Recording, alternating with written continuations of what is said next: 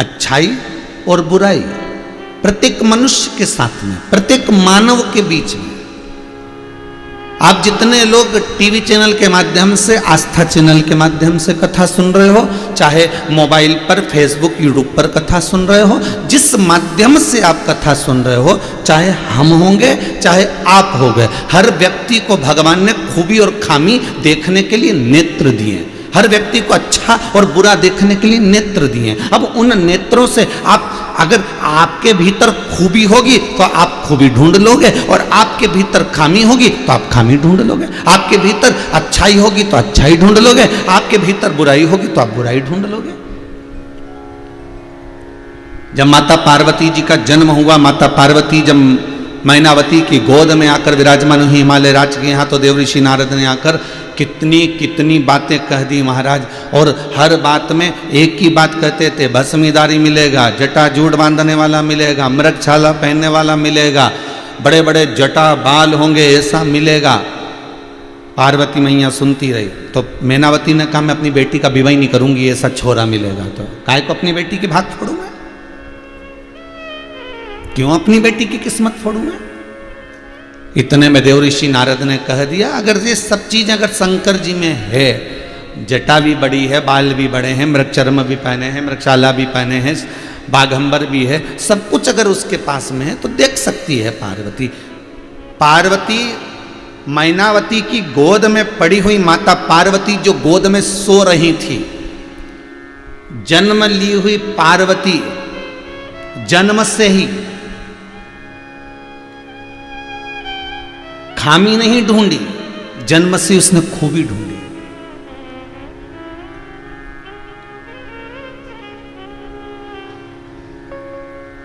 दुर्योधन से कहा गया कि संसार का एक अच्छा व्यक्ति ढूंढ कर लेकर आओ, और युधिष्ठिर से कहा पूरी सृष्टि में से एक बुरा व्यक्ति ढूंढ कर लेकर आओ। युधिष्ठिर को बुरा नहीं मिला, दुर्योधन को अच्छा नहीं मिला, क्योंकि इसकी दृष्टि में कभी अच्छा था ही नहीं, कभी अच्छा था ही नहीं। दुनिया की सबसे जिद्दी औलाद थी तो वो दुर्योधन ही थी।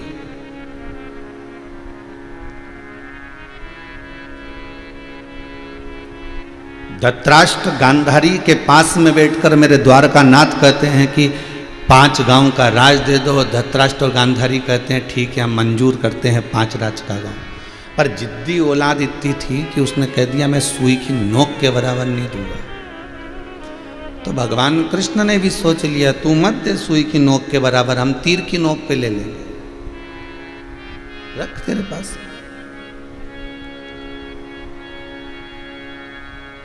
तो अपने पास में रख, सुई की नोक भी रख ले, हम तो तीर की नोक पे लेंगे। अब देखेंगे कि तू देता है कि नहीं देता है, ये हमें सीखना है। रख लो। इतनी जिद्दी औलाद नहीं होना, भगवान से कहना हो औलाद हो, पर इतनी जिद्दी नहीं होना चाहिए कि माता पिता का भी कहना नहीं माने। जिन माँ बाप ने जन्म दिया उनके भी नहीं सुने।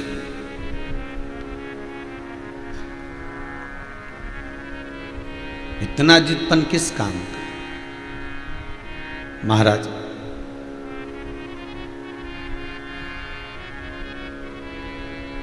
जिसने प्रश्न किया है उससे निवेदन है कि ईश्वर सामने नहीं होता, पर आप जैसे टीचर कहता है कि बिना देखे लिखो, लिखोगे बिना देखे तो फिर पास होगे, अगली क्लास में जाओगे। उसी तरह भगवान कहता है कि मैं सामने नहीं हूं, बिना देखे मुझे याद करो, जपो मेरा नाम। बिना देखे मेरा भजन करो। मैं भले सामने नहीं हूं पर रिजल्ट तो मैं ही दूंगा, पास में ही करूंगा। कितना सुंदर लिखा है किसी ने कि जो जपता है, जो भजता है वो भी रोता है, जो जपता नहीं, जो भजता नहीं वो भी रोता है। जो भजन नहीं कर रहा वो भी रो रहा है, जो जप नहीं कर रहा वो भी रो रहा है। और जो जप कर रहा है, जो भजन कर रहा है, वो भी रो रहा है। तो किसी ने पूछा ये दोनों क्यों रो रहे हैं? एक भजन करने वाला भी रो रहा है, जप करने वाला भी रो रहा है, साधना करने वाला भी रो रहा है, मंत्र जपने वाला भी रो रहा है, और एक मंत्र नहीं जपने वाला, साधना नहीं करने वाला, भजन नहीं करने वाला भी रो रहा है। इन दोनों के रोने का कारण क्या है? तो शिव महापुराण की कथा कहती है, विद्येश्वर संहिता कहती है कि दोनों के रोने में अंतर है। तब साधना करने वाला, भजन करने वाला इसलिए रो रहा है कि मेरी इतनी उम्र गवा दी मैंने और अब तप करने बैठा हूं, अगर और भजन कर लेता और तप कर लेता, इतना समय मैंने क्यों गवा दिया, ये और पकड़ लेता तो शायद मेरी जिंदगी सवर जाती और वो महाकाल, वो शंकर मुझे दर्शन देकर चले जाता। इसलिए रो रहा है। तप साधना करने वाला इसलिए रो रहा है कि मेरा समय मैंने बर्बाद क्यों कर दिया, मैंने बाकी का समय क्यों गवा दिया।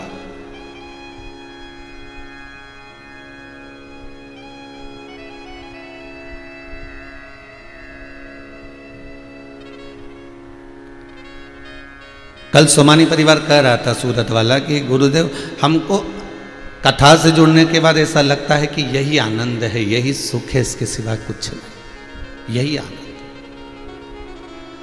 और जब जागे जब सवेरा है। तप करने वाला इसलिए रो रहा है, साधना करने वाला इसलिए रो रहा है, भजन करने वाला इसलिए रो रहा है कि मैंने देरी क्यों कर दी, क्यों मैं अभी इतना लेट हो गया, मैं क्यों। आप में से भी कई लोग जो आस्था चैनल पर कथा सुन रहे हैं, मोबाइल पर कथा सुन रहे हैं, उनके मन में भी ये कभी कभी आता है जब चैनल आपको नहीं मालूम कि शिव महापुराण की कथा आ रही और बदलते बदलते बदलते बदलते और चैनल पर तुम पहुंच गए और उस चैनल पर आपको शिव महापुराण की कथा मिल रही है और आपका मन जब कथा में लग गया तो आपने बहुत सारे लोगों को कहा कि देखो कथा आ रही है और एक बार देखना जरूर, एक बार सुनना जरूर। मेरा मन लग गया पर बहुत लेट पहुंचा मैं हूं उस कथा तक, उस परमात्मा तक पहुंचने में मुझे बड़ी देरी हो गई।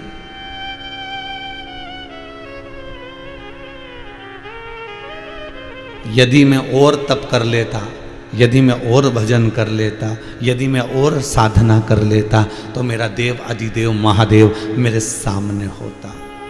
हर पल, हर घड़ी, हर क्षण वो मेरे सम्मुख होता।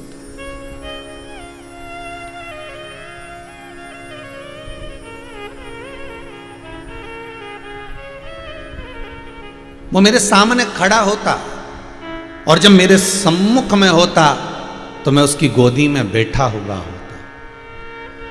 ध्रुव जी महाराज बिना देखे भजन करे भगवान मिले। प्रहलाद जी महाराज ने भगवान को देखा नहीं था, बिना देखे भजन करा भगवान मिले।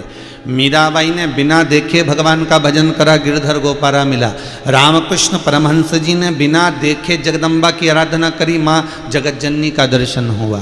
रामकृष्ण परमहंस जगतजननी का स्मरण कर लिए। संत तुकाराम जी ने बिना देखे भगवान का भजन करा, हरि विठ्ठल पांडुरंगा मिल गया। नामदेव जी महाराज ने बिना देखे भगवती स्मरण करा तो मेरा पांडुरंगा हरि विठ्ठल मिल गया। बिना देखे जब हम भजन की ओर बढ़ते हैं तो परमात्मा सामने होता है। तप साधना में परमात्मा भले सामने ना हो पर तप साधना में तुम्हारा भाव भगवान से जुड़ा हुआ होता है।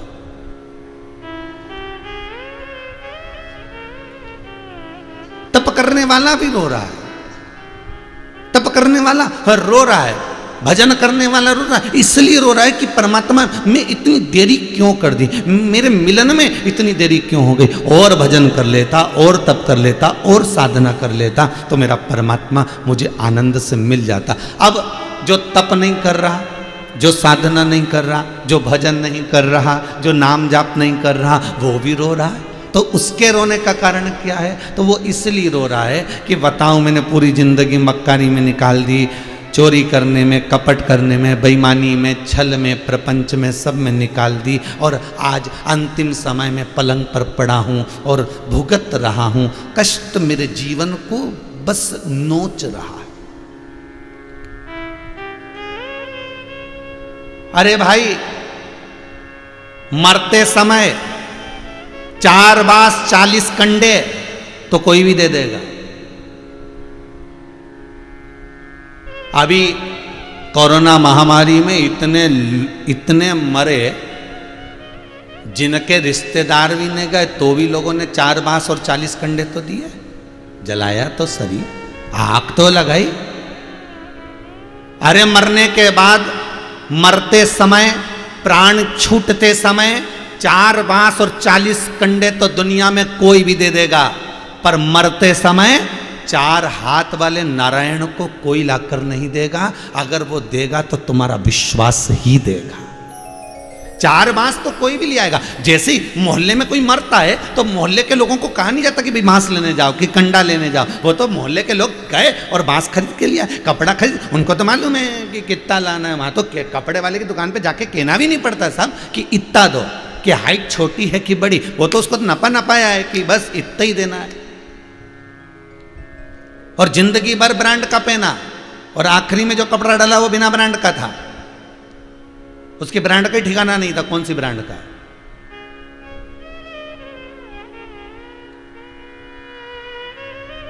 मोहल्ले के लोगों को कहा नहीं जाता कि तुम बांस खरीद के लाओ, कि तुम कंडे खरीद कर लाओ, कि तुम ये वस्त्र खरीद, कहना नहीं पड़ता। ये 4 बांस 40 कंडे तो मरते ही तुमको कोई ना कोई दे देगा, पर मरते समय पर 4 हाथ वाला नारायण तुमको कोई नहीं देगा, उसको तो तुम्हें लाना पड़ेगा।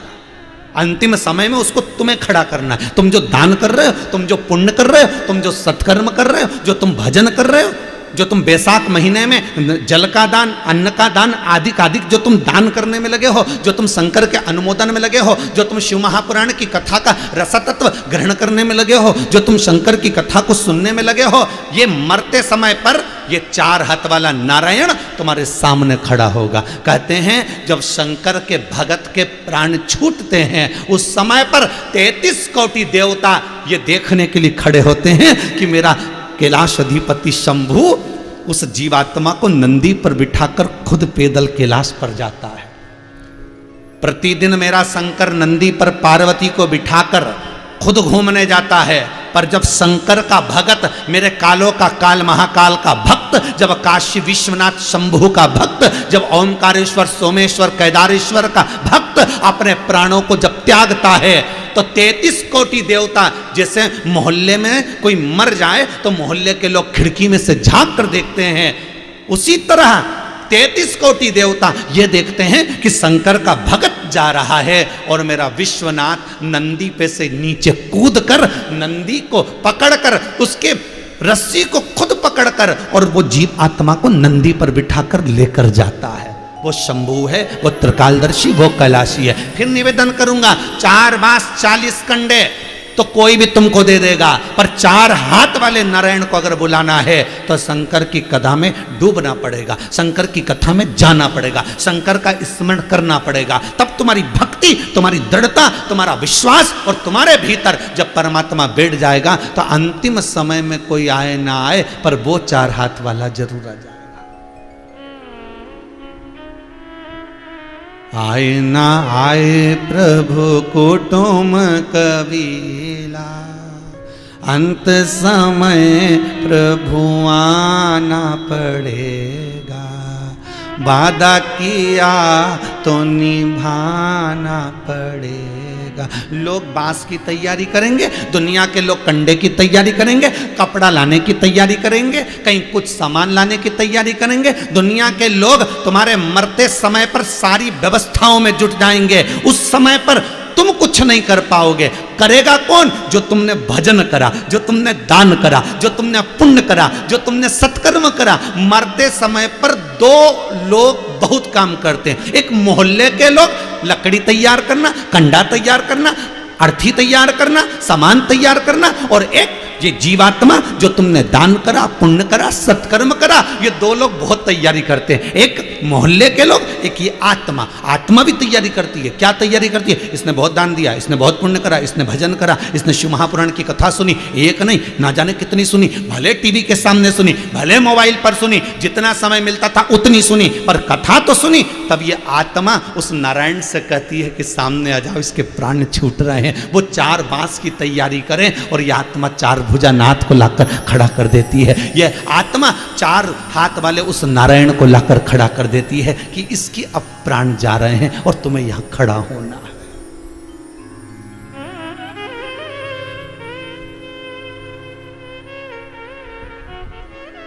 आए ना आए प्रभु कुटुम कबीला, भक्तों के प्रभु आप सहारा। अंत समय प्रभु आना पड़ेगा, वादा किया तो निभाना पड़ेगा। जो वचन दिया है, अगर आप नहीं आओगे तो कौन निभाएगा। गीता में आप ही ने तो कहा था कि जन्म मैंने दिया है तो मृत्यु मैंने दी है, मतलब मृत्यु आपने दी है तो आप आए होगे, ये पक्का। आए होगे तो दर्शन क्यों नहीं दिया। जब हमने सारी चीजें सम्मुख रख दी है फिर सामने तो आना पड़ेगा।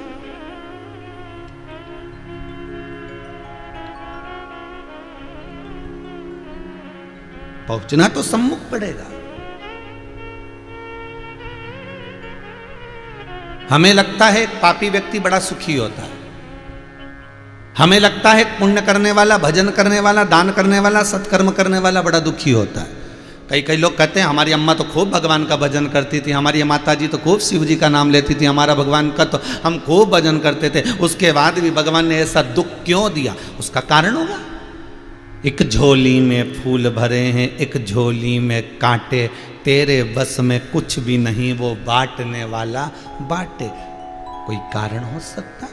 सांप भी डस ले तो मिल जाए किसी को जीवन दान, और एक चींटी के कांटे से मिट जाए नाम और निशान। कोई कारण हो सकता है। धन का बिस्तर मिल जाए पर नींद को तरसे नैन, और कांटों पर भी सोकर आए किसी के मन को चैन। कोई कारण होगा। डनलप का गद्दा लगा है, एसी का रूम है, खूब नौकर चाकर सब लगे हैं, और पीने के लिए दूध एक गिलास भर कर रखा है, ड्राई फ्रूट्स भी रखा है, सब कुछ है, कमरे के अंतर्गत सब कुछ रखा है, सारा सुख है, पर नींद कहां से लेकर आओ। सुख वस्तु का बहुत है पर नींद कहां से लाओगे। और एक व्यक्ति जिसके पास कुछ भी नहीं है, दिन भर ठेला ढकाता है, दिन भर मजदूरी करता है, और ओटले पर पत्थर पर भी सोता है, बिना पलंग के, बिना गादी के, उसके बाद भी ऐसी नींद लग जाती है कि वो अलमस्त है। वो करोड़पति से ज्यादा सुखी है, क्योंकि नींद उसको आ रही है और चैन की आ रही है। वो कहां से लेकर आओ।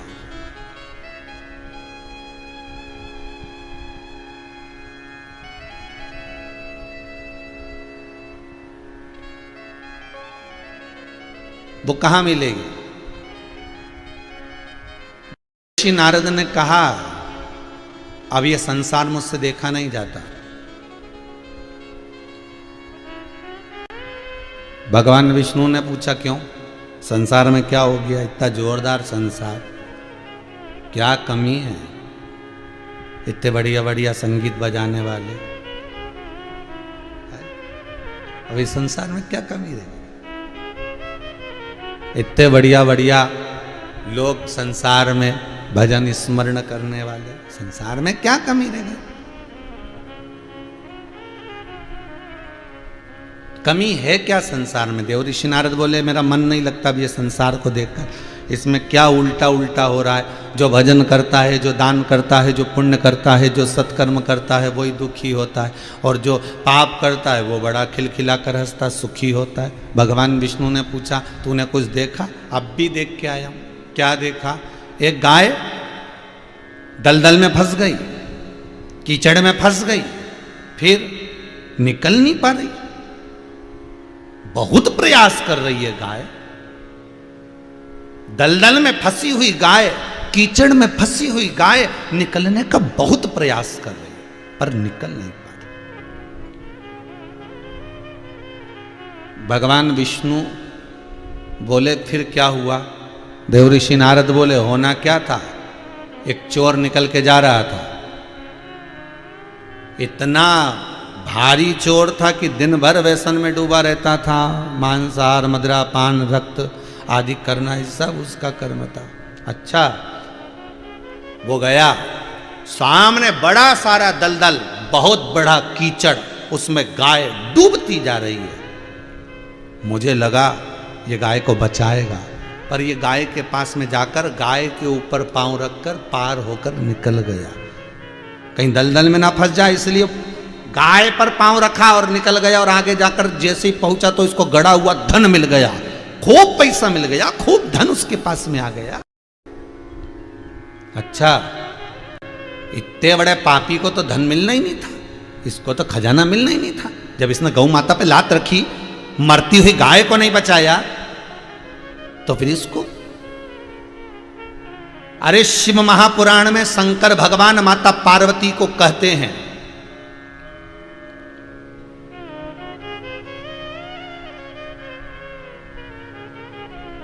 बहुला गाय की जब कथा आती है, उस बहुला गाय की कथा के समय पर शंकर पार्वती से कहते हैं कि मरती हुई गाय को, कसाई के हाथ से कट रही गाय को अगर कोई व्यक्ति बचाकर लेकर आ जाता है तो शिव कहते हैं पार्वती समझ लेना वो शंकर ही उसमें समाया हुआ है, शंकर कहीं दूसरा नहीं, जो मरती गाय को बचा कर लिया है वो शंकर ही है, मेरा ही एक स्वरूप है, वो मेरा एक प्रतिबिंब है, मेरा एक स्वरूप है। शंकर को कहां ढूंढोगे? शिव को ढूंढने के लिए कहीं नहीं जाना अपने को, कैलाश नहीं, हमें कहीं नहीं जाना शंकर को ढूंढने के लिए। बस अपने हृदय में शिव कब आएगा? आप किसी भूखे को भोजन कराते हुए देखो, आप किसी निर्धन को देखो और उसको कोई सहयोग प्रदान कर रहा हो, कोई गाय भूख से बिलख रही हो, कोई गाय पानी के प्यास से बिलख रही हो, कोई उसे पानी पिला रहा हो, कोई भोजन करा रहा हो, कोई सत्कर्म कर रहा हो, कोई पुण्य कर रहा हो, ऐसे व्यक्ति का जब सुबेरे सुबेरे तुम दर्शन कर लो तो समझ लेना कि वो शंकर ही है, वो कोई दूसरा नहीं हो सकता, वो शिव ही। पर बिना दिखावे के, बिना दिखावे के, अगर वो भोजन करा रहा है तो बिना दिखावे के, अगर वो गाय को जल पिला रहा है बिना दिखावे के, भोजन करा रहा है बिना दिखावे के, हो उसमें दिखावा नहीं है।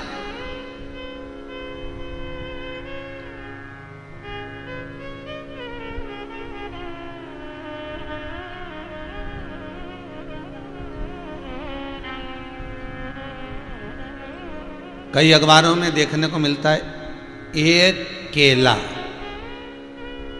हॉस्पिटल में देते हैं और 25 लोग खड़े होके फोटो खिंचवाते, केला एक, सब ऐसे खड़े और बेचारा मरीज ऐसा ले रहा है कि उसकी जिंदगी में उसने कभी केला ही नहीं खाया, एक केला, और 25 लोग बाजू में खड़े हैं, 25।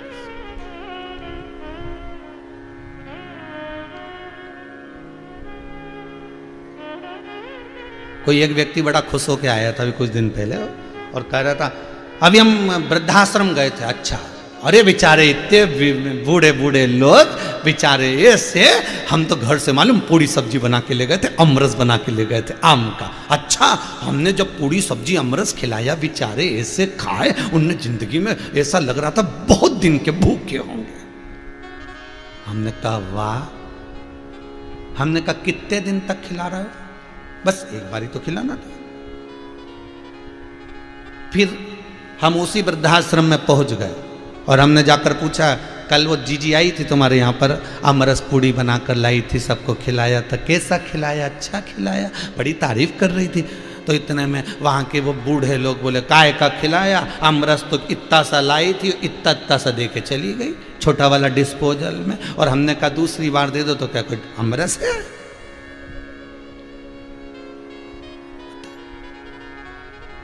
ना करिए दिखावा।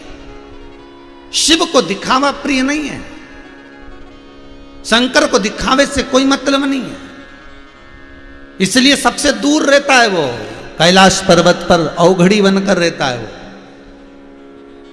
उसको कोई मतलब नहीं।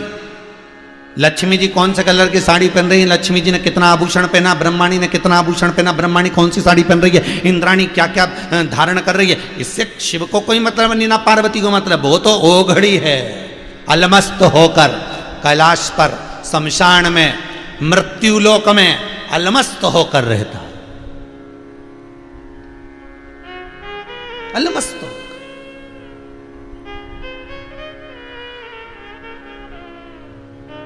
किसी ने पार्वती जी से पूछा, पृथ्वी पर तुम्हारी पूजन होती है और तुम 9 दिन तक नवरात्र में जब तुम्हारी आराधना होती है तुम्हें लोग सजाते हैं, मूर्ति बिठाते हैं, कितना सुंदर सुंदर श्रृंगार करते हैं, ऐसा रोज क्यों नहीं करते? पार्वती जी बोली, मैं मृत्यु लोक में रहती हूँ। लक्ष्मी जी तुम सजी धजी रोज रहती हो, वैकुंठ में लक्ष्मी का कभी भी दर्शन करना, हमेशा सजी धजी मिलेगी, मुकुट मुकुट पहना हुआ, बढ़िया अगड़ी तगड़ी सब बांधा हुआ ना, माला माला सब। पर पार्वती जी कहती है मैं मृत्यु लोक में रहती हूँ, और मृत्यु लोक में रहने वाली एक एक माताओं से तो पूछो, जब वो कहीं पार्टी में जाती है तभी अच्छी साड़ी पहनती है, जब वो शादी में जाती है तभी अच्छे श्रृंगार करती है, जब घर में रहती है तो जानते हो आप सभी जितने लोग सुन रहे हो वो तो सब जानते हो, घर में रहती है तो घर के हिसाब से रहे। तो पार्वती जी बोलती हैं कि मैं जब तक मृत्यु लोक में रहती हूँ, घर परिवार में नातों में रिश्तों में रहती हूँ, अपने हिसाब से रहती हूँ। पर नवरात्रि में पार्वती जी कहती मैं भी थोड़ा श्रृंगार कर लेती हूँ, लोग मेरे को भाव से श्रृंगारित कर देते।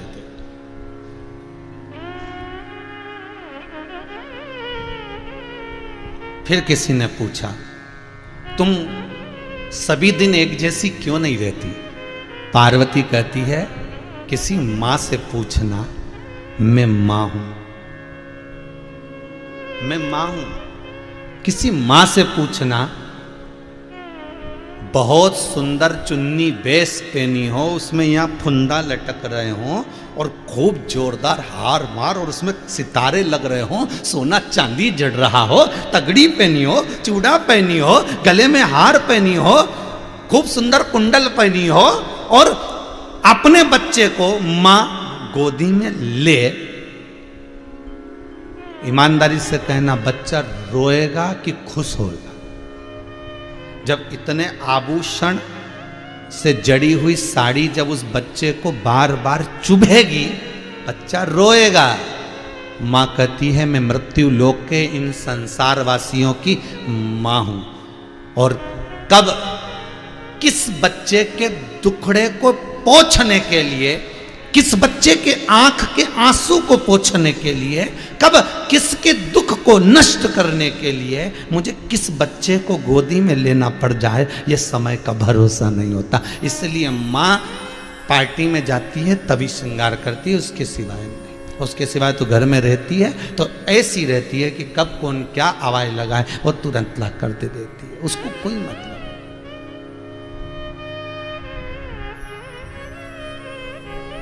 उसको कोई मतलब। पाप, नारद जी बोले वो पापी देखो, उसको सोने की मोहरें मिल गई। मिलना चाहिए क्या उसको?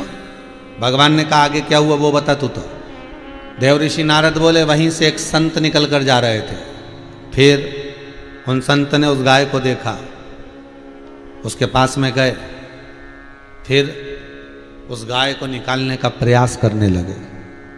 निकल गई? नहीं, गाय डूबती जा रही थी उस कीचड़ में, उस दलदल में गाय डूब रही है, नहीं निकली। संत ने प्रयास करा, उस तपस्वी ने, उस व्यक्ति ने बहुत प्रयास करा, नहीं निकली। फिर प्रयास करा, अब की बार जो प्रयास करा गाय निकल गई, पर जो संत था बेचारा एक खड्डे में जाके गिर गया, एक दूसरे खड्डे में गिर गया। अब बस इतना ही मुझे पूछना है कि अब ये बताओ, वो पापी गाय पर लात रख कर गया और उसको खजाना मिल गया, और वो संत ने, उस साधु ने, उस व्यक्ति ने गाय को निकाला, तो फिर उसे खड्डे में गिरना था क्या? उसे कष्ट होना था क्या? उसे चोट क्यों लगी? उसको कष्ट क्यों हुआ? उसको तो होना ही नहीं, क्योंकि उसने मरती हुई गाय को निकाल दिया है उस दलदल में से, उस कीचड़ में से। भगवान बोले नारद तू जानता नहीं है, यही संसार, यही संसार।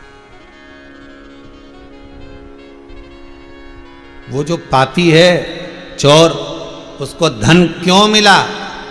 कि वो धन के लोभ में, धन के ही अंदर, उस धन की आसक्ति में वैश्याओं का संग करेगा, मदिरा पान करेगा, मांसाहार करेगा, व्यसनों में डूबता जाएगा और जब मरेगा तो इतना भोगेगा कि उसको अंदाजा भी नहीं होगा।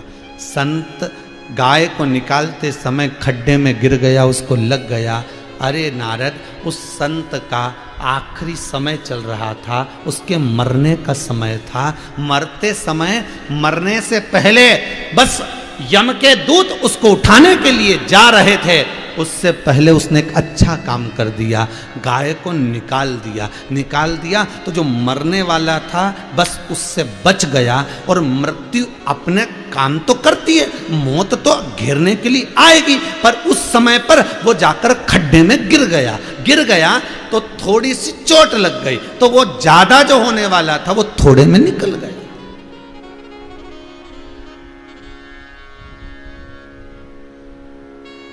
जो ज्यादा होने वाला था वो थोड़े में निकल गए। कभी कभी ध्यान रखिएगा, आपके साथ में भी होगा। कभी आपके साथ में अगर ऐसा हो, कहीं आप जा रहे हैं, कोई काम से जा रहे हैं और थोड़ा बहुत अगर मालूम पड़े कहीं चोट लग गई, कहीं थोड़ा सा अगर आपके जीवन में कहीं कष्ट हो गया, तो भगवान को धन्यवाद देना, साधुवाद देना कि इतना बड़ा एक्सीडेंट हुआ था, इतना बड़ा घाटा लगने वाला था, इतनी बड़ी समस्या सामने खड़ी होने वाली थी, पर यह समझ में नहीं आ रहा कि यह समस्या निकल कैसे गई। एक माँ अपने घर में प्रतिदिन शंकर का नाम लेती थी, ओम नमः शिवाय, श्री शिवाय नमस्तुभ्यम, ओम नमः शिवाय, ओम नमः शिवाय। दिन रात खाती पीती जपती, सोने में भी उसको ओम नमः शिवाय दिखता। इतना भगवान का भजन करती, मंदिर देवालय कहीं नहीं जा पाती, बेचारी घर में इतनी व्यस्त रहती, बस भगवान का भजन करती, ओम नमः शिवाय, ओम नमः शिवाय, ओम नमः शिवाय। बस बैठी और जपती रहे, ओम नमः शिवाय। काम कर रही, सब भिंडी काटे, सब्जी काटे, ओम नमः शिवाय। आटा उसने, ओम नमः शिवाय। स्नान करे, ओम नमः शिवाय जपती रहे। एक दिन काम कर रही थी और काम करते करते उसका लड़का छत पे खेल रहा था। छत पे खेलते खेलते लड़का आंगन में आकर गिर गया, एकदम चित्ता पड़ा। मां जैसे ही उसने पुकारा, बच्चा दौड़ पड़ा। बच्चा जैसे ही मां पड़ा और मां दौड़ पड़ी, और मां ने जाकर देखा मेरा बच्चा पड़ा है, ओम नमः शिवाय, ओम नमः शिवाय। अरे भगवान, मैंने तेरा इतना भजन करा, तूने क्या कर दिया? मैंने तेरा इतना नाम जपा, तूने क्या कर दिया? और बच्चा जमीन पर पड़ा था। मां ने उठाया, थोड़ा सा होश था।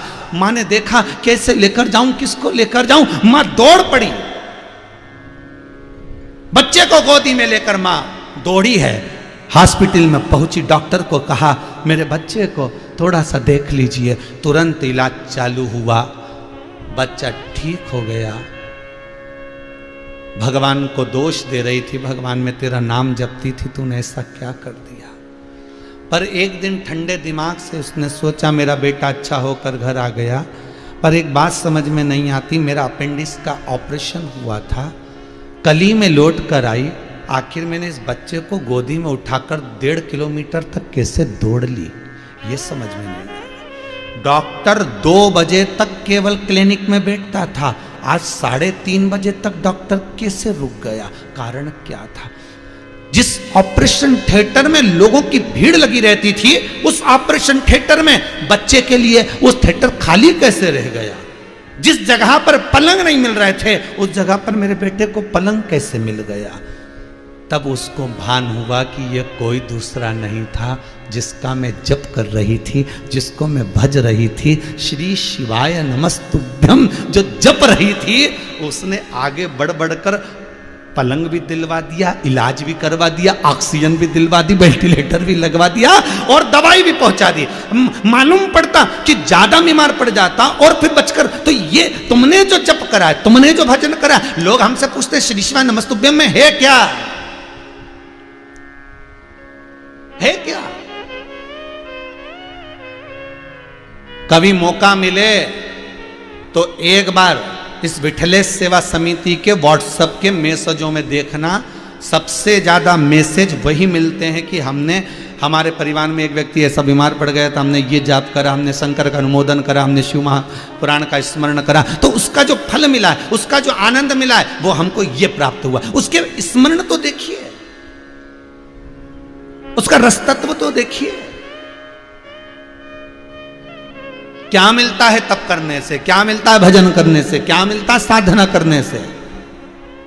और आप भी जितने लोग कथा सुन रहे हो, मेरा विश्वास, मेरा भरोसा मेरे शंकर पर, मेरे दिल से कहता हूं, आपके यहाँ भी अगर थोड़ा बहुत भी कष्ट आया होगा ना, अगर आपने शिव महापुराण का एक उपाय भी कुछ करा होगा ना, भजन भी किया होगा, श्री शिवाय नमस्तुभ्यम का जाप भी किया होगा ना, ये मेरा विश्वास मेरे शंकर के चरणों में कहता है कि बाबा ने आपकी रक्षा तो करी होगी।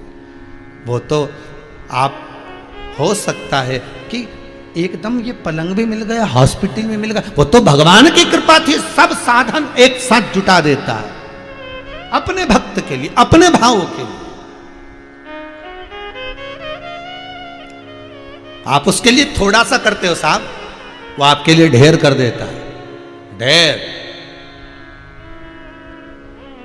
आप तो थोड़ा सा करे हो, पर उस परमात्मा ने आपके लिए ढेर। ये शिव महापुराण की कथा सोमानी जी हो रही है, पर पूरे भारत की भूमि ही नहीं, विदेशों तक में लोगों ने अखबारों में छपवा दिया कि कथा 2 बजे से 5 बजे तक आस्था चैनल पर इतनी बजे आती है। और इतनी अखबारों की न्यूज़ें आई हैं, मैं चाहूँगा समीर जी के पास वो न्यूज़ें रखी हुई हैं तो चैनल पर दिखाई जाए, आस्था चैनल वाले दिखाएं कि यूएसए में भी हिंदी अखबार में छाप कर दिया कि कथा 2 बजे से 5 बजे तक आस्था चैनल का जो या वहाँ का जो समय होगा उसका स्मरण कराया उन्होंने, उस यूएसए के अखबार में, हिंदी अखबार में। क्या उस कथा का रसतत्व। और कई लोगों ने लिखा, एक वो नीमच से कोई महेश्वरी बंधु हैं, उन्होंने नीमच में छपवा दिया कि शिव महापुराण की कथा आ रही है, चैनल पर चल रही है और उसको सुनो, ये वो अमृत है, ये वो औषधि है, ये वो तत्व है जिसको ग्रहण कर लिया तो शायद परमात्मा मिल गया। परतवाड़ा में किसी ने छपवा दिया, महाराष्ट्र में, कि जिसकी जिससे परिचय होगा। ऐसा तो है नहीं कि कहीं पत्रकार बंधुओं से किसी का कह दिया एक फोन लगाकर, भैया एक न्यूज छाप दो, लोग सुन लेंगे तो अच्छा है। ये कथा है, ये आनंद है। और आप भी जो तेज आवाज में कथा चला रहे हो, पूरे वायुमंडल का संचार शुद्ध कर रहे हो, जगह जगह फोन कर कर कहते हो, जगह जगह सूचना देते हो, एक एक व्हाट्सएप पर आप अपनी इस लिंक को भेज रहे हो कि शिव महापुराण की कथा सुनो, ये अमृत तत्व है, ये वो तत्व है जो शंकर ने शायद इस कोरोना महामारी में कहीं कृपा कर कर बरसा दिया है। शिव ने बरसाया है इसको, शंकर ने दिया है इसको सुन लो। ये कोरोना महामारी का भय समाप्त हो जाएगा। ये जितने लोग कथा सुन रहे हो, दिल से कहना 7 दिन पहले के निकल गए और ये 3रा दिन आज कथा का। इतने दिन पहले तुम जो कोरोना में डूबे हुए थे, जरा जरा सा टेंशन ले रहे थे, बार बार मोबाइल में देख रहे थे, बार बार चैनल पर देख रहे थे, बार बार ये कोरोना बीमारी इतनी फैल रही, इतनी फैल रही। जब से तुम कथा में लगे हो, तुम्हें कोई सूचना नहीं मिल रही कि कोरोना महामारी इतना उपद्रव मचा रही है उतनी, पर तुम्हारा चित्त शंकर को तुमने दे दिया, तुम्हारा दिल तुमने शिव को दे दिया, तुम्हारा मन तुमने शंकर को समर्पित कर दिया, शिव को दे दिया। तुम थोड़ा सा देते हो शंकर को, शंकर ढेरों में दे देता है। भगवान नारायण कह रहे हैं, नारद जी आप घबराओ मत, आपकी चित्तवृत्ति में ये जो आया हुआ है ना कि भजन करने वाला दुखी होता है, दान करने वाला दुखी होता है, तप साधना करने वाला दुखी होता है, और जो पाप करता है वो मुस्कुराता है, हंसता है, खिलखिलाता है। नहीं नारद, भगवान विष्णु कह रहे हैं दोनों का अपना क्रम है। पुण्य करने वाले का पुण्य एक ना एक दिन उसके सामने आकर खड़ा हो ही जाता है, चाहे कितना। जो बीज बोओगे वो फल तो देगा ही, जैसा बीज बोओगे वैसा ही वृक्ष लगेगा, वैसा ही वृक्ष लगेगा।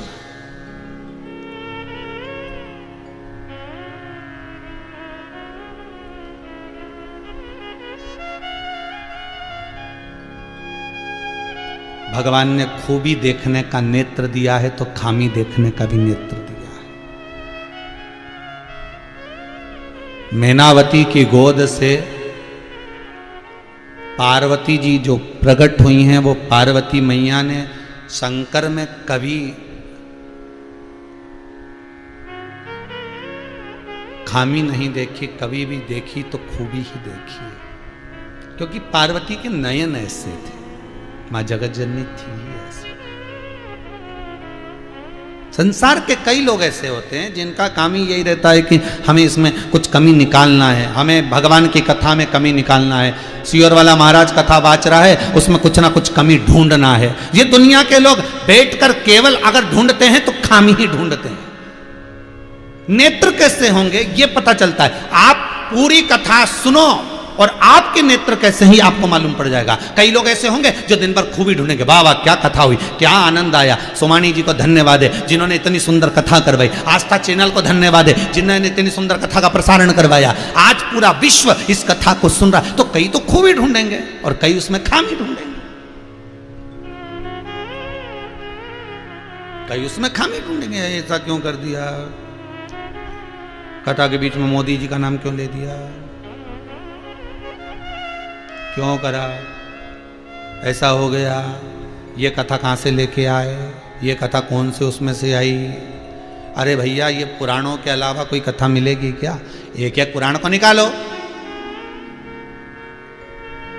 हम भी फ्री रहते हैं तो अंदर बैठकर कथा पुराण पढ़ते रहते हैं, आप भी पढ़ो कि कौन सी पुराण से किस जगह से निकालकर महाराज बोल रहा है, उसको निकालो, पढ़ो, स्मरण करो।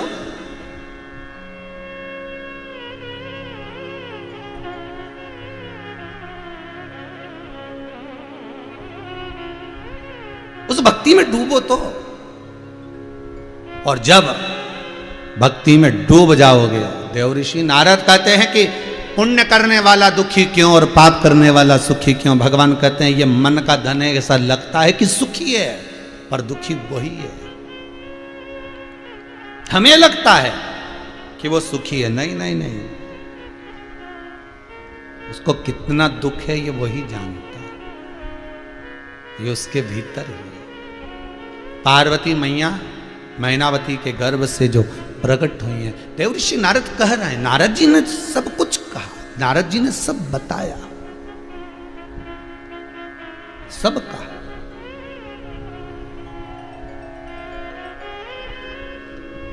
और नारद जी ने जब कहा, मन चित्त पार्वती जी वो बाल्यावस्था से ही शंकर में लगा ली। पार्वती जी ने अपना मन शिव को समर्पित कर दिया।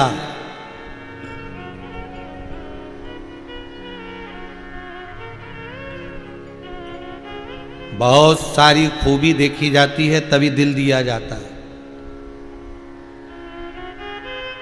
भगवान के प्रति अगर समर्पित हुए हो तो खूबी देखकर ही हुए हो।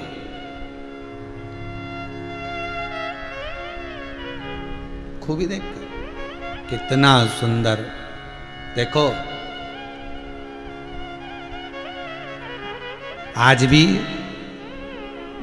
विवाह के समय पर लड़की और लड़का देवी पूजन के लिए जाते हैं तो लक्ष्मी जी की पूजन करने नहीं जाते, सरस्वती की ब्रह्माणी की पूजन करने नहीं जाते। शादी के पहले जो माता पूजन होती है उसमें पार्वती का पूजन करने जाते हैं, देवी का पूजन करने जाते हैं, उमा का पूजन करने। कारण क्या है? हर लड़की हर लड़के को एक ही बात रहता है, सब एक भगवान से निवेदन करते हैं, ऐसी ही देना माँ, तेरी जैसी कृपा करना, तेरी जैसी ही देना। और कन्या जब पूजन करती है तो कहती है माँ जैसे आपके स्वामी हैं ऐसी ही कृपा कर देना। सिर पर गंगा की धार हो, भेजा ठंडा रहे, गले में भले विष रहे पर मौन रहे, ऐसा पति देना माँ। इतना शांत, इतना शीलवान कि चुप, जो अपनी पत्नी के लिए पूरे ब्रह्मांड को हिला दे, इतना चाहने वाला देना। दक्षाई जब कूद गई यज्ञ में, शंकर ने तांडव मचा दिया। चाहत कितनी होगी शिव की उस सती के प्रति।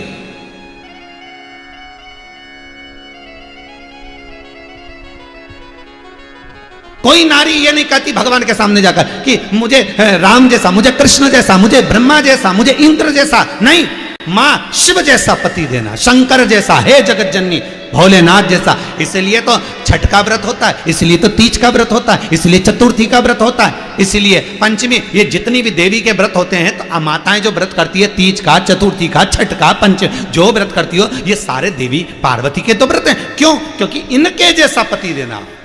कंठ में विष भरा है पर भेजा ठंडा, सिर पे गंगा धरी है, मौन।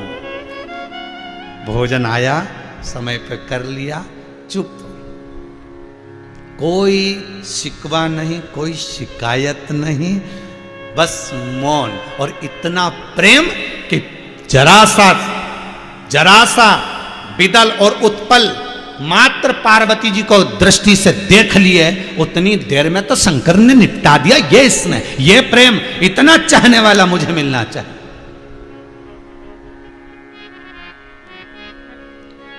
इसलिए हर कन्या देवी का पूजन करते समय ये मांगती है कि ऐसा मिले।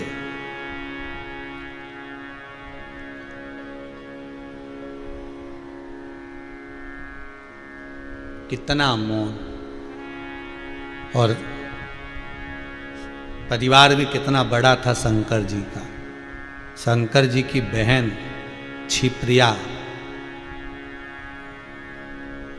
भाभी भोजन बना के जाती थी और छिपरिया ले जाके नंदी को खिला देती थी। जरा देखिए ननंद कितनी भारी थी शंकर जी की बहन। कई माताएं कहती हैं, भाभी उन कहती हैं, बहुएं कहती हैं, हमारी नंदों के कारण हम बड़े परेशान। ये हमारी जीजियां आती है ना, जब आती है जब आग लगा के जाती है। अरे वो जीजी तो सही थी, शंकर जी की जीजी देख ले पहले। पार्वती जी की ननंद को देखो तो सही। पार्वती जी भोजन बना के रखती, आकड़िया की रोटी बनाई, काकड़िया की साग, पर से माता पार्वती जी पावे भोलानाथ मन शिव रटोरे, छोड़ दो कपट मन शिव रटोरे।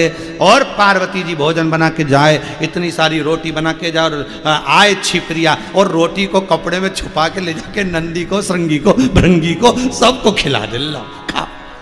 अब नंदी, भृंगी, श्रृंगी बड़े खुश, बड़े खुश, क्योंकि जो रोटी खिलाता है ना, जो घर में भी देवरानी जेठानी होती है ना, 2-3 देवरानी जेठानी हो, 2-4 देवरानी जेठानी हो, तो उसमें जो 2-4 देवरानी जेठानी होती है, तो एक तो बेचारी ऐसी रहती है, वो बनाने में ही लगी रहती है, वो बनाने में लगी रहती है, बहुत समय उसका बनाने में जाता है। और एक ऐसी होती है कि बढ़िया बिंदी बिंदी लगा के, पल्लू वल्लू लगा के, जुड़ा मुड़ा बांध के जो आई और भगोनी उठाई, खाने का सामान उठाया, और ससुर को, सास को, और देवर को, जेठ को, सबको परोस के, और लो ना साहब, और लो ना साहब, और इतनी प्रसन्न चित्त में खिलाती है। सबको लगता है कितनी अच्छी है बेचारी, पर उसका नाम नहीं आता जो अंदर रसोई घर में बेचारी तप रही है बनाने में, उसका नाम नहीं।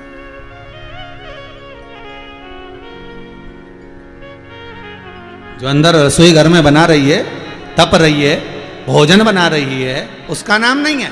नाम इसका जो परोसा जा रहा। तो छिपरिया आती और भोजन ले जाके नंदी, भृंगी, श्रृंगी को जब खिलाती, तो नंदी, भृंगी, श्रृंगी इतने खुश होते, जय जयकार करते, छिपरिया माता की जय, छिपरिया माता की जय। और ये जो जय घोष करते, तो ये जय घोष जब पार्वती के कानों में जाता, पार्वती जी समझ जाती, रोटी दी आई सारी की सारी।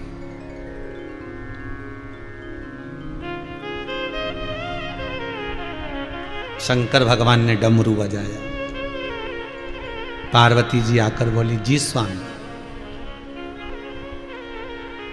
जी प्रभु।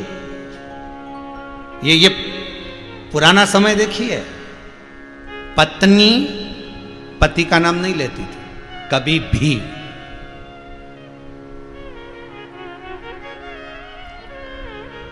इंदौर में एक बार कथा करने गए थे, बहुत पहले की बात, बहुत पहले की बात। तो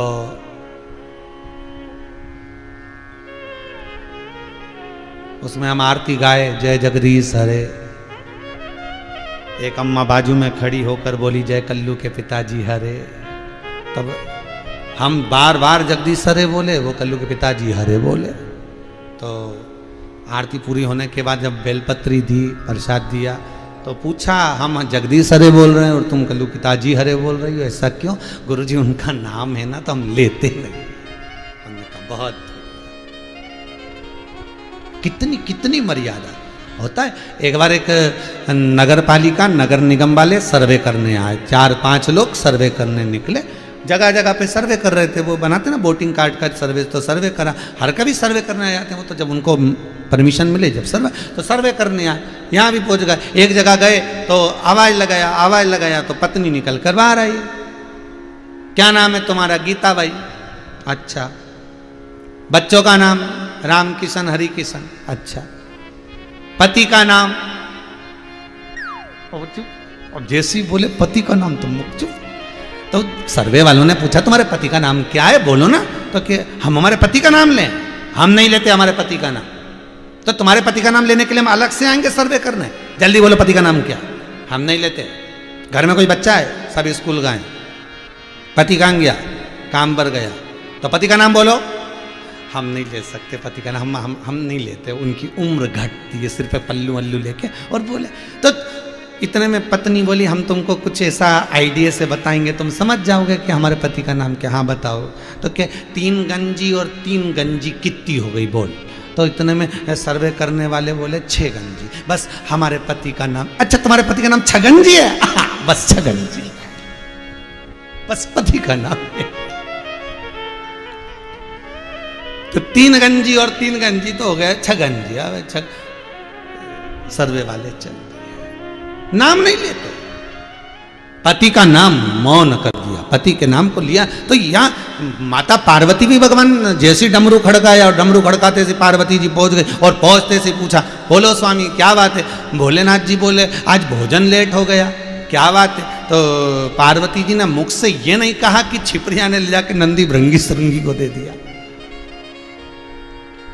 भोजन कहाँ गया। तो तुरंत पार्वती जी बोली भोजन थोड़ा कम बना था और वो सब नंदी भृंगी श्रृंगी को भूख लगी होगी, तो जीजी ने मांगा होगा जीजी से, तो दीदी ने उनको करा दिया, जल्दी भोजन लाओ। फिर पार्वती जी भोजन बनाकर फिर शिव जी के पास।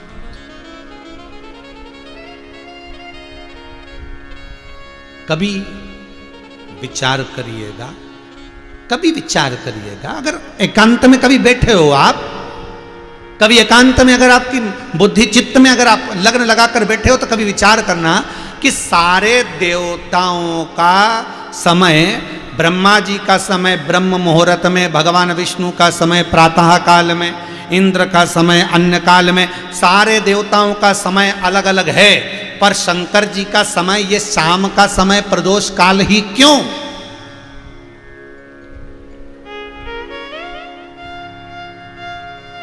शिव जी का समय ये प्रदोष काल ही क्यों।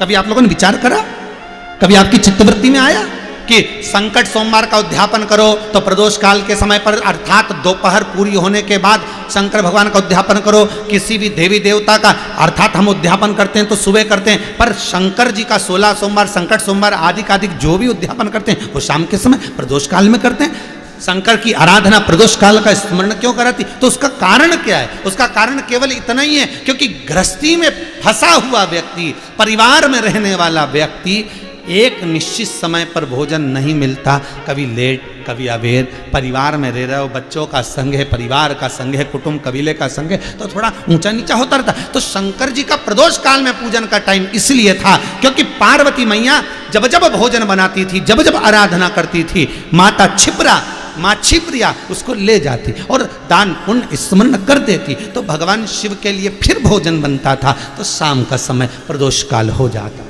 शिव आराधना के लिए, तब भी शंकर भगवान प्रसन्न होते थे। हे पार्वती तू मेरे लिए कुछ लेकर आई है। प्रदोष काल के अंतर्गत जब भगवान को देती थी शिव आनंदित हो जाते थे। अरे हम तो कहेंगे आपसे, हम आपसे कहेंगे, अग्नि पुराण का एक संवाद जरूर ध्यान रखिएगा, शिव महापुराण का, लिंग पुराण का, नर्मदा पुराण का संवाद याद रखिएगा, स्कंद पुराण का संवाद याद रखिएगा कि जिसके घर में धन की कमी हो, जिसके घर में रुपये की कमी हो, पैसा नहीं आ रहा हो, व्यापार नहीं चल रहा हो, आप बेलपत्री के पेड़ के नीचे या शिव मंदिर की चौखट पर प्रदोष काल में प्रतिदिन 2, 4, 8, 15 दिन, 20 दिन, 1 महीना घी का दिया लगाकर तो देखो, शिव सुनता है कि नहीं सुनता। और जिस दिन आपका कोई काम अटक गया, नहीं हो रहा, सारी दुनिया के आपने हाथ जोड़ लिए, तब शमी के पत्ते ले जाकर प्रदोष काल में शंकर को समर्पित करके तो देखो। जिस शमी के पौधे में कांटे ही कांटे होते हैं, उस शमी की पत्ती को शंकर को देकर देखो। प्रदोष काल में अगर कोई काम दुनिया के हाथ जोड़ लिया आपने, दुनिया से कह दिया कि मेरा एक काम कर और नहीं हो रहा, तो एक आप तोड़ो 5 पत्ते शमी के और ले जाकर शिव जी को दो, शंकर को प्रदान करो।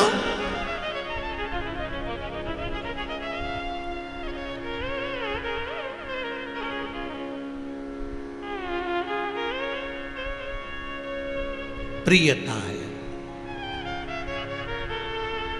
हमको लगता है। देवऋषि नारद ने दिखाई बहुत सारी बातें, देवऋषि नारद ने कही, पर पार्वती की चित्तवृत्ति में तो वो जो समाया था वही समाया, क्योंकि पार्वती कभी गलत देखती नहीं थी। पार्वती का तो एक ही नियम था, हर एक में खूबी देखना, हर एक में अच्छाई देखना।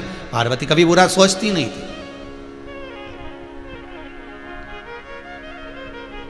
हमेशा पॉजिटिव सोचो, अच्छा सोचो और अच्छा विचार करो, गलत ना सोचो, हर चीज में अच्छी सोचो।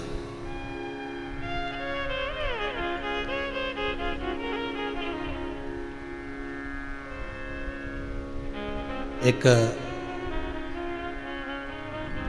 इंदौर के भगत हैं, शिष्य भी हैं, तो उन्होंने ये आश्रम से जुड़े हुए हैं, गौशाला से, तो उन्होंने प्रश्न कर कर भेजा, गुरुदेव हमारे एक रिश्तेदार हनुमान चालीसा का पाठ कर रहे थे पीपल के पेड़ के नीचे, उनकी हनुमान चालीसा की किताब को गाय खा गई, तो कैसा होता है?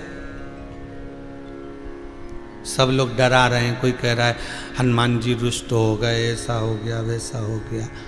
तो हमने उसको कहा कि भाई अगर हनुमान चालीसा की किताब को गाय खा गई तो गाय भी समझदार होगी और उसको मालूम होगा कि ये फटी टूटी कटी फटी किताब से बहुत दिन से पाठ कर रही थी, तो गौ माता ने विचार करा ये नई नहीं लाएगी, 10 रुपये नाश नहीं करेगी, क्योंकि जब तक ये पूरी गल नहीं जाए, फट नहीं जाए, घूम नहीं जाए, तब तक नहीं लाएगी। इसलिए इसको मैं, ये पत्नियां जो होती हैं ना, इनमें अक्ल बहुत अच्छी होती, समझदारी। क्या पति जिस कपड़े को बार बार पहनता जाता, वो 25 बार बोलती देखो बदल लो, अभी बुरी लगने लगी, देखो बदल लो, मैं तुमसे करें बुरी लगने लगी, ये बनियान तुम्हारी 4 जगह से फट गई, मैं तुमसे 25 बार बोलती बदल। और एक दिन पति नहीं बदलेनी तो ये बहुत चतुर है, उसी बनियान से पोछा लगा दे, ले अब पहन ले।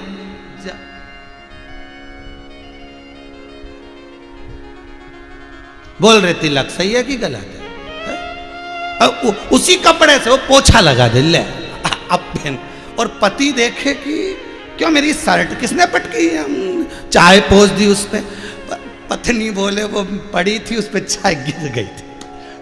तो गौ माता ने भी विचार करा होगा कि ये हनुमान चालीसा की किताब तो बदल नहीं रहा है, पढ़े जाए पढ़े जाए पढ़े जाए है, तो उसने सोचा कि अपन ही स्वाहा निकल जा, 33 कोटि देवता अंदर विराजे, इन्हीं को दे दो, ले जाओ। अब किसी ने उनको डरा दिया कि चालीसा तुम्हारी गाय खा गई तो तुम्हारे लिए गलत होगा। अब उसने कहा गुरुजी लोग कह रहे कि गलत होगा। हमने कहा चिंता मत कर, खा गई तो खा जान दे, परंतु 15 दिन के अंदर वो जो खाया है ना, भगवान के पास पहुंचा है ना, उसका पुण्य कहीं ना कहीं मिल जाएगा, पक्का है, कहीं ना कहीं प्राप्त हो जाएगा। और हुआ ऐसा कि उनके लड़के की जॉब नहीं लग रही थी और सरकारी सर्विस लग गई। कितने दिन पहले इंटरव्यू दिया, तो ये प्रभु की कृपा। तो आपसे निवेदन है, आप मत खिला देना हनुमान चालीसा जान करके गाय को, नहीं तो तुम सोचो कि लड़के की सर्विस लगाना है तो हनुमान चालीसा खिला दो गाय को। अब दुनिया तो ऐसी उल्टी सोच कर काम करती थी। अच्छा वो तो बेचारे की खा गई थी तो बात की बात है, उसको लोग डरा रहे थे, भय खा गई वो जिसकी हनुमान चालीसा खा गई गाय कि अब क्या होगा, अब क्या होगा। बेचारी दुबली पतरी हो गई, उससे कुछ बने ही नहीं, सोच सोच के मरे जा रही। तो उसको कह दिया चिंता मत कर, अच्छा होगा। नहीं तो तुम सोचो कि सियोर वाला महाराज बोला तो उनने भी खवा दी, ले